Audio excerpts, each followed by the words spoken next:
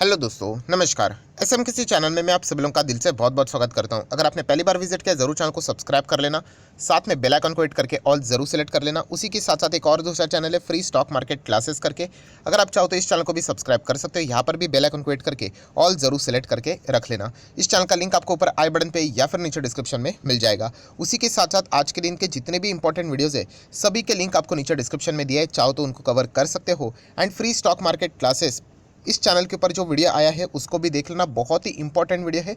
इस वीडियो का लिंक भी मैंने ऊपर आई बटन पे दे दिया है। तो चले दोस्तों, फिलहाल तो इस वीडियो को स्टार्ट कर लेते हैं। सो दोस्तों, अभी हम लगा चुके हैं बिल्कुल हमारे नॉर्मल स्क्रीन के ऊपर। आज के दिन बाजार तो वैसे क्लोज है, बट बहुत सारे जो स्टॉक्स है उससे रिलेटेड आज भी कुछ नए अपडेट्स हम लोग को देखने को मिल रही है, खबरें देखने को यहाँ पे मिल रही है। एंड कुछ आपकी क्वेरीज भी है, वो भी सॉल्व करने की कोशिश करूंगा, तो एक ही वीडियो में सारी चीज़ें कवर हो जाती है। सो दोस्तों, शुरुआत करेंगे यहाँ पे जुबिलेंट फूड वर्क्स। सो जुबिलेंट फूड वर्क की अगर हम लोग यहाँ पे बात करें तो वैसी कोई खबर तो यहाँ पे नहीं है, बट येस मैक्सिमम लोगों का ये सवाल था, सर क्या इस कंपनी में कंटिन्यू रहना ठीक रहेगा। तो अगेन कहना चाहूँगा, ये कभी मेरा रिकमेंडेशन तो नहीं है, बट ये कंपनी है तो फंडामेंटली स्ट्रांग कंपनी, कोई ख़राब नहीं है। स्टॉक नीचे आ गया इज इक्वल टू एग्जिट, ये फॉर्मूला के चलते अगर आप चलोगे तो मैंने मल्टीपल टाइम आपको ये बताया है कि आप कभी भी कोई भी स्टॉक को फिर होल्ड नहीं कर पाओगे।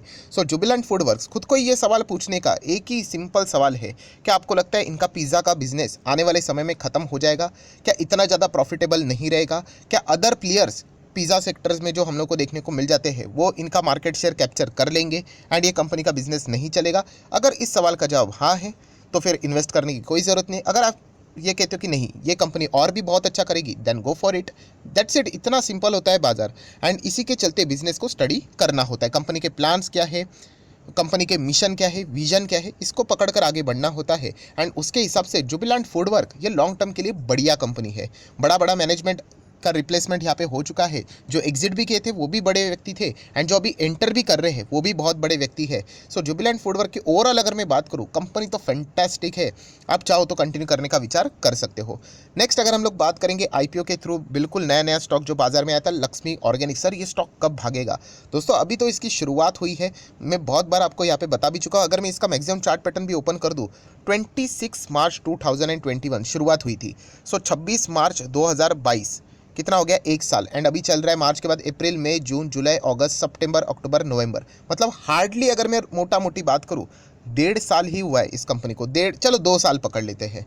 सो ओवरऑल बताने का मकसद क्या है यहाँ पे, कि अभी शुरुआत हुई है और यहीं से हम लोग किसी कंपनी को जज नहीं कर सकते, बिजनेस को समझना है। And business wise company expansion की ओर ज़्यादा फोकस यहाँ पे दे रही है। नो डाउट ऐसे कंपनीज में, नई कंपनीज में रिस्क बहुत ज़्यादा होती है, यस पैसा डूबने का भी चांसेस बहुत ज़्यादा होता है, बट जिस वजह से कंपनी बिजनेस यहाँ पे कर रही है, खास करके एक्सपांशन विदेश में जो देखने को मिल रहा है वो डेफिनेटली काबिले तारीफ है।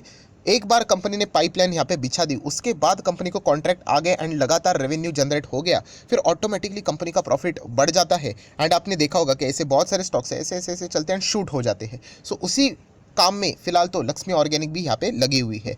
मैं सिर्फ बोल रहा हूँ, इसीलिए ब्लाइंडली जाके आप यहाँ पे निवेश नहीं करना होता है। ये सारी बातें आपने सीखनी होती, समझनी होती, कंपनी के एनुअल रिपोर्ट्स को पढ़ना होता है। सिमिलर वे प्रिंस पाइप, इस कंपनी के नो डाउट नंबर्स में कोई दम नज़र यहाँ पे नहीं आ रहा है, लगातार कंपनी के खराब ही नंबर देखने को मिले हैं। बट एंटायर अगर हम लोग यहाँ पे पाइपिंग सेक्टर की बात करें यहाँ पे, तो कोई भी बड़े बड़े प्लेयर एस्ट्रल जैसे कंपनीज के भी नंबर बहुत ही थकेले हम लोग को देखने को यहाँ पे मिले थे। होता है, ऐसी कोई बात नहीं कि हर वक्त हर प्लेयर सेंचुरी लगा दे, ऐसी कोई बात नहीं होती है। तो वैसे ही प्रिंस पाइप की अगर हम लोग बात करें, ये बहुत छोटी है। जैसे कि अगर मैं बात करूँ एस्ट्रल नंबर 1 पे है, उसी के साथ साथ अगर आपको पता है और दो कंपनी बीच में हम लोग को देखने को मिल जाती है, 4th नंबर पे प्रिंस पाइप यहाँ पे आता है। सो रिस्की कंपनी है, बट इसने शॉर्ट टर्म में 3 साल के अंदर अंदर लगभग 275% के रिटर्न्स दिए हैं। एंड इनफैक्ट इतना टॉप लेवल पे होने के बाद एंड जैसे नंबर्स देखने को मिले उसके हिसाब से तो ये और नीचे होना चाहिए था, बट स्टिल इतनी ज़्यादा प्रॉफिट बुकिंग देखने को यहाँ पे नहीं मिली है। छोटी कंपनी, स्मॉल कैप है, तो ये पॉइंट आपको पता होना चाहिए, खराब नहीं है। नेक्स्ट बात करेंगे दोस्तों, ये जो पॉपुलर खबर है आप सभी लोगों को पता है, ये FTX क्रिप्टो करेंसी जो कंपनी है वो हम लोगों को अभी बैंकक्रप्ट होते हुए देखने को मिली है, स्कैम भी देखने को यहाँ पे मिला है। इसके चलते बस आपको एक ही लर्निंग लेसन लेना है। क्या लर्निंग लेसन? जो चीज़ें आपको समझ में आती है ना उसी में निवेश करना होता है, राइट। जो चीज़ें फैंसी लगती है ना हम लोगों को, उसमें मतलब जहाँ पे रिटर्न ज़्यादा है ना, समझ लेना वहाँ पे रिस्क भी उतना ज़्यादा ही रहेगा।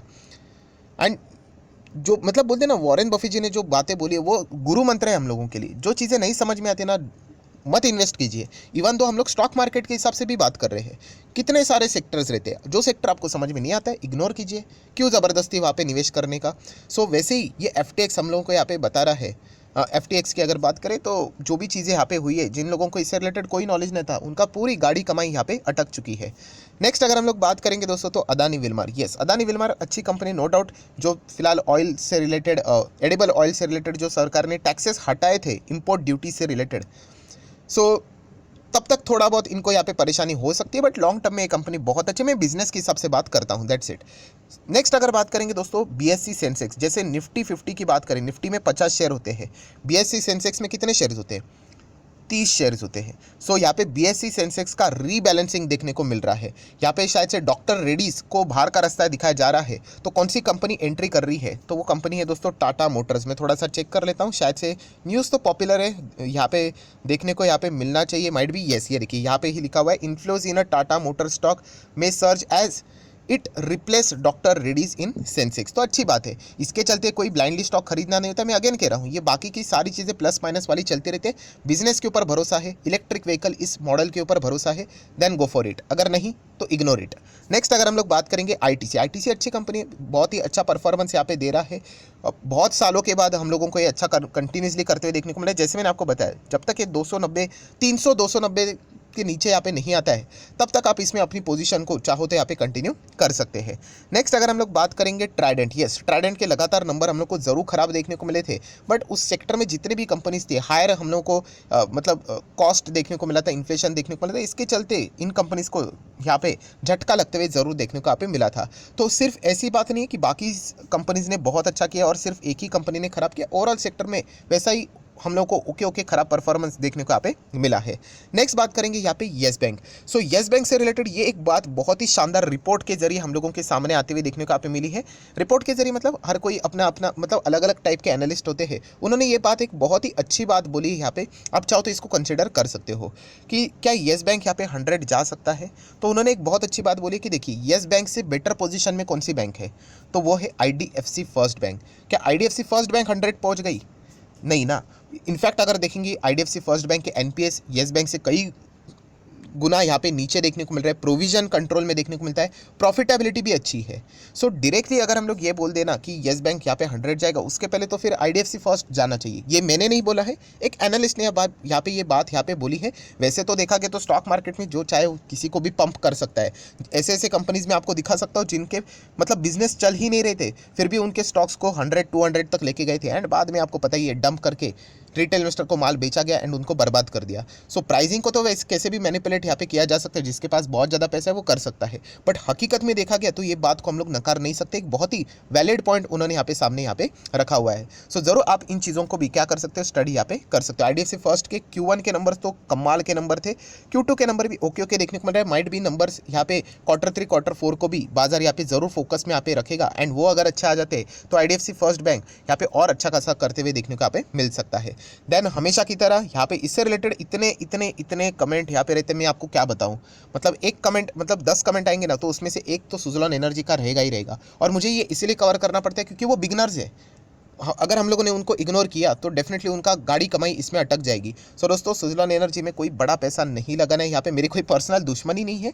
जो भी पेनी स्टॉक में अगर आप जाते हो ना, 100 लगा कर देखो, आपका 100 कितना करोड़ बनता है वो तो देखो पहले, राइट। ऐसे बहुत सारे लोग हैं जिनको मैंने बताया था कि 100 रुपया लगाकर टेस्ट करो स्टॉक को, और वो एक्चुअल में लगाना चाह रहे थे 10,000। बाद में कुछ सालों के बाद उन्हीं का मैसेज आता है कि सर आपने बचा दिया, 100 लगाने के लिए बोला, मेरा 100 वापस मुझे नहीं मिल रहा है, अगर मैं 10,000 लगा देता तो मैं अटक जाता। तो ये बातें समझना ये बहुत इंपॉर्टेंट है।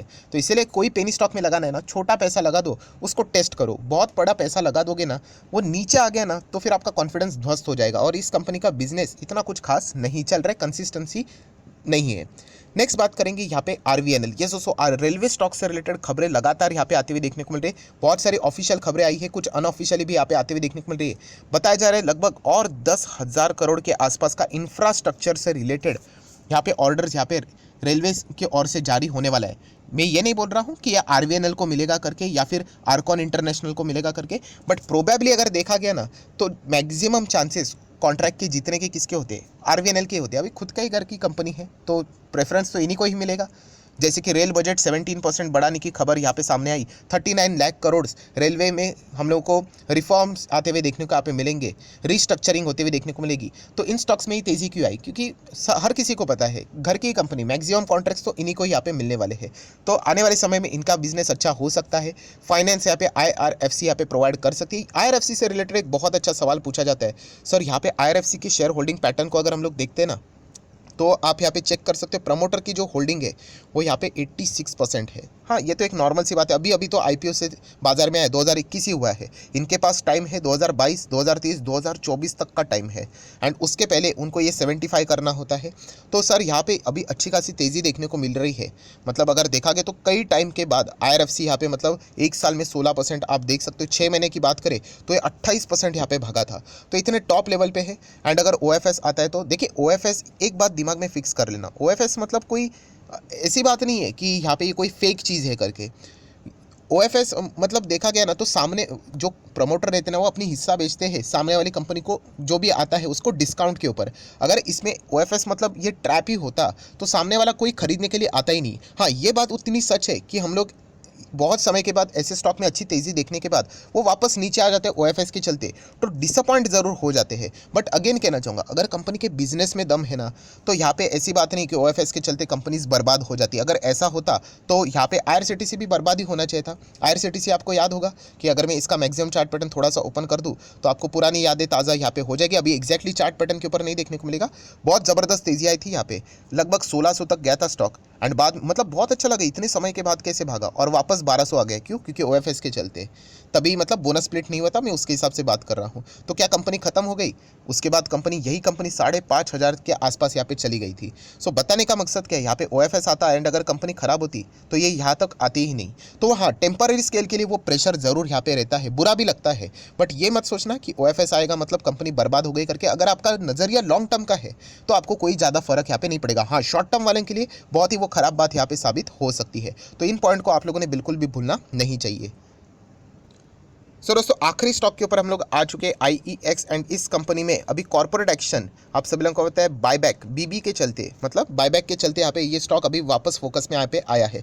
पॉइंट नंबर 1 कि 25 नवंबर को मैनेजमेंट इनका डिसीजन लेगा बायबैक देना है या नहीं। अगर उधर ही उन्होंने ना बोल दिया तो टाइटाई फीस, बट अगर उन्होंने हाँ बोल दिया तो रिपोर्ट के जरिए यहाँ पे आप सभी लोगों को पता है बहुत सारे एनालिसिस यहाँ पे की जाती है, आप भी कर सकते हो कि यहाँ पे एक बहुत सारे मल्टीपल रिपोर्ट्स यहाँ पे देखे जा रहे हैं। देखिए, अगर आप IEX की बात करोगे तो यहाँ से अच्छा खासा गिरावट देखने को मिल रहा है। एंड ऐसे रिपोर्ट्स में भी बताया जा रहा है कि कभी भी ऐसे ज़बरदस्त गिरे हुए स्टॉक में यूजुअली जो बायबैक आता है ना, वो प्रोबेबली ओपन रूट के चलते आता है, ना कि टेंडर रूट। यूजुअली अगर टेंडर रूट आ गया तो अच्छी बात यहाँ पे रहेगी, बट देखा गया तो ओपन रूट के चांसेस थोड़े ज़्यादा होते हैं। ये कोई गारंटी वाली बात नहीं है, बट एक ऑब्जर्वेशन है जो कि रिपोर्ट के जरिए यहाँ पे बताई जा चुकी है। क्योंकि टेंडर रूट मतलब क्या, यहाँ पे एक प्राइस फिक्स किया जाएगा जिसमें हर कोई यहाँ पे पार्टिसिपेट करने की कोशिश यहाँ पे करेगा।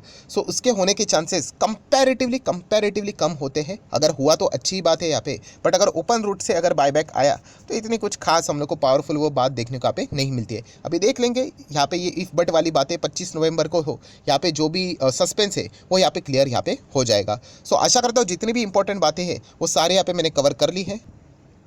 तो अगर आपको वीडियो अच्छा लगा होगा तो जरूर यहाँ पे लाइक एंड शेयर कर देना। एंड डीमैट अकाउंट अगर आपने अभी तक ओपन नहीं किया है तो लिंक नीचे डिस्क्रिप्शन में 25 वीडियो की लिस्ट आपको बिल्कुल फ्री ऑफ कॉस्ट मिल जाएगी। आपका नाम, कौन सा अकाउंट आपने लिंक के थ्रू ओपन किया है, प्रॉपर्ली कमेंट सेक्शन में बता देना, तो हफ्ते भर के अंदर अंदर सारे लेक्चर्स आप लोगों को फ्री ऑफ कॉस्ट प्रोवाइड कर दिए जाएंगे। So that's it, thank you very much दोस्तों, we will be meeting our next video. तब तक के लिए बाय बाय।